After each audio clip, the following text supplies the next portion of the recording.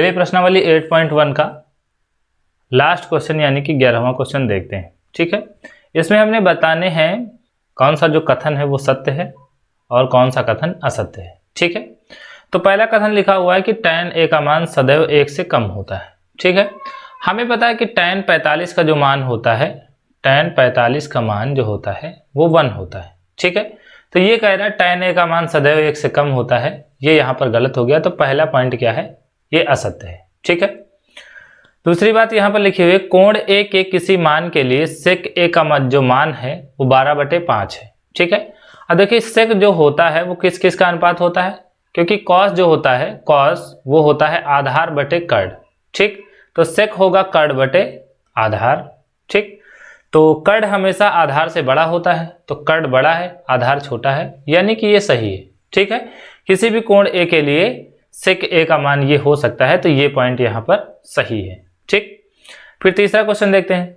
cos a कोण a के लिए कोसेकेंट के लिए कोण a के कोसेकेंट के लिए प्रयुक्त एक संक्षिप्त रूप है। ठीक है, तो ये कह रहा है cos a जो होता है उसको डिटेल में कोसेकेंट कहते हैं, तो cos को कोसाइन कहते हैं, cos को कोसाइन कहते हैं।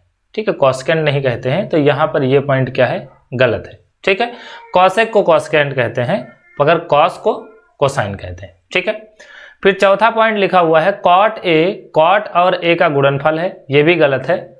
cot a का गुणनफल नहीं होता है, cot a अगर एक साथ लिखा जाए तभी इसका कोई मान मतलब कि कोई मतलब होता है, केवल cot को लिखना कोई मतलब नहीं होता है। ठीक है, a को आप अकेले लिखेंगे तब तो बात समझ में आती है, ये कोई कोण को प्रदर्शित करेगा, लेकिन अगर cot को आप अकेले लिखते हैं तो उसका कोई मतलब नहीं होगा।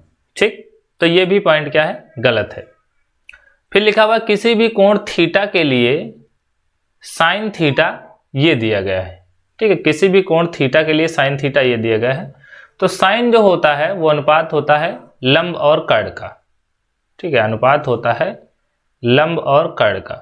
ठीक, तो ये लिखा हुआ 4/3 यानी कि ये लंब है ये कर्ण है। ठीक, और ऐसा कभी नहीं हो सकता कि जो कर्ण की वैल्यू है वो लंब से छोटी आ जाए, तो यहाँ पर ये जो पॉइंट है ये भी गलत है।